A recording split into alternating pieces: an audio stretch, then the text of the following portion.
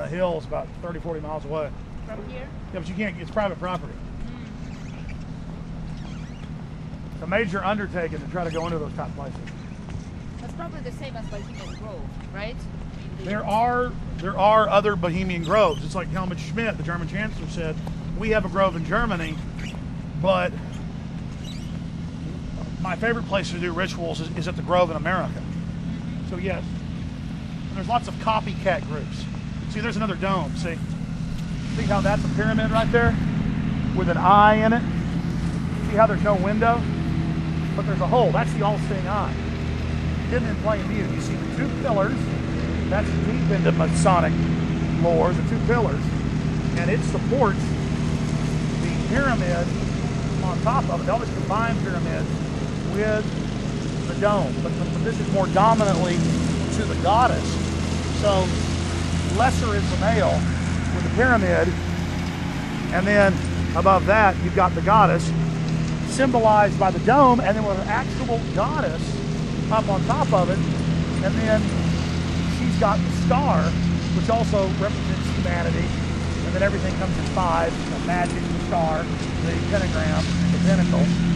And then there's the friendly little building we'll be looking at a little bit later, the Frost Bank building. We're looking at it from a side angle, only seeing one of the eyes. You get catty corner to it, you can see the beak, the two eyes, everything. 33 stories tall, heavily Masonic.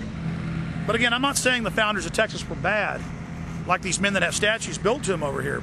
The point is, that's how these Masonic systems control people, is it is globalists at the top with their bad agenda, controlling a lot of like-minded good people by claiming that their goal is community and freedom of speech. Well, if we've got a Mason-dominated society, I ask them where the freedom is. We're losing it more and more with the Military Commissions Act, the Patriot Act, all the police brutality, the torture, everything this country's turned into. This is the shadow government. That's all secret societies are. They know that the general public wants to think that they're running things, so the elite go, okay, think you run things, but we're really going to be running things. That's what we're talking about. This Capitol we're about to go in, as I told you earlier, is one giant occult compound.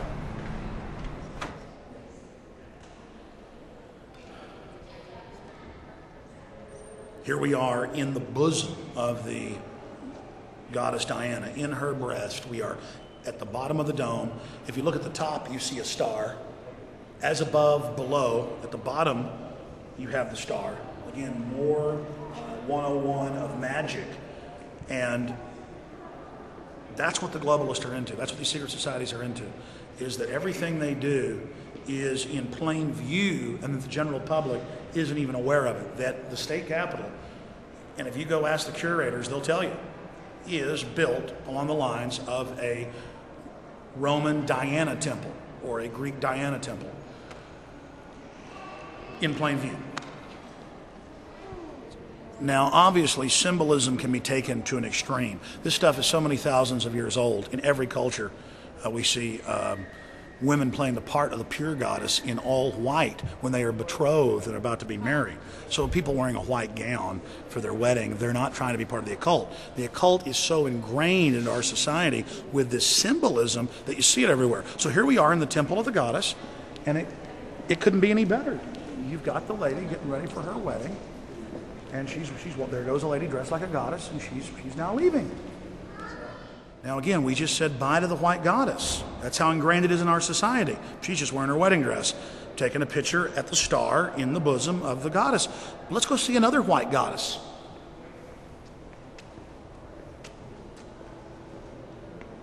The Texas Capitol ornament. I guess they're selling these, and it says, Goddess of Liberty. Just like the Statue of Liberty is the goddess. And here is the Goddess of Liberty with a sword to protect it, and the star, her magical powers, her amulet in her hand. And look, she's wearing white. She's ready to be wedded to the horned god. Just like the goddess we saw in there, wearing her ritualistic goddess white purity. See how ingrained it is in everything? It's either goddess or it's the military, it's the horned god, it's the male. This is where thousands of years ago they would have done a ritual with an altar right here. Now we have our children sit there and take pictures.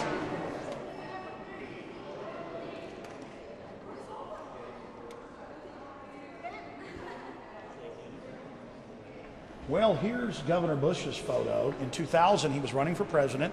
CNN admitted that he was at the Bohemian Grove. And so I was there when Governor Bush, now President Bush, was there. And then when he came back to Austin, we came here and bullhorned him up at his governor's mansion and let him know that we were aware of his occultic activities. So here is President Bush, his painting when he was governor, hanging here in the bosom of the goddess Diana, one of the most powerful goddesses, if not the most powerful goddesses, in the whole panopticon of gods and goddesses. She's keeping us safe with her loving New World Order embrace. The euthanasia, the extermination, the poisons and the vaccines, she's loving us. And you see war memorials all over the Western world, especially in England. The goddess is always over the war memorial, and that's the offering. And they put the war memorial to hundreds of thousands of dead, in some cases, right in front of her. London is literally littered with symbols of death and the worship of death. Here we have London Bridge and the entrance to the old city of London. Now, hundreds of years ago, there was huge walls here at the entrance to the bridge, and the heads of traitors and criminals were stuck on spikes. This giant monument is a monument built to those spikes. Can you imagine a more bloodthirsty symbol? And it's so disgusting to see them literally reveling in this historical fact. This is the raw tyranny of the New World Order. The people that control the New World Order are the ancestors of the elites that so brutally enslaved the people in the Middle Ages. The French, the Dutch, the British nobility, they are the core of the New World Order. They founded death cults in the United States like Skull and Bones to overthrow the United States and set up a dictatorship that would serve their empire. They are the priest of power, of the raw exercise of power, and they revel, they relish death and destruction. Oh, glorious death, we hear time and time again. Brothers, royal brothers, together in death, always with Mithra, the goddess, lovingly looking down upon the death.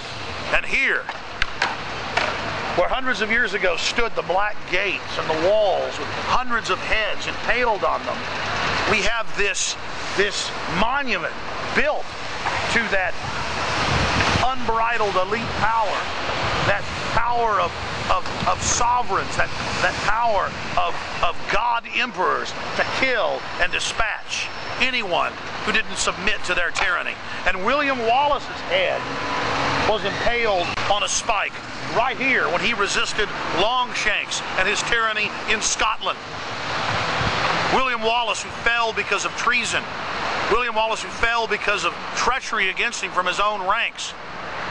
And when we were inside another area of the new city of London, we saw a decorative plaque put up supporting and promoting Benedict Arnold, the traitor, the general in the colonial army who almost defeated the fledgling country before it could even get off the ground with his treachery. So here in London, the New World Order honors Benedict Arnold and disgraces William Wallace with this abomination.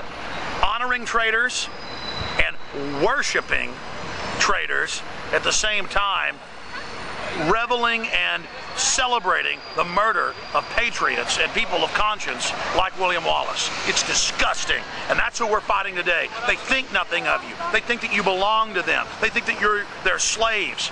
It's time to understand that these people are not our rightful rulers, do not own us. We are not their subjects. It's time to stand up against the New World Order. It's time to get our liberties and freedoms back and tell this elite inbred scum that they're not better than us.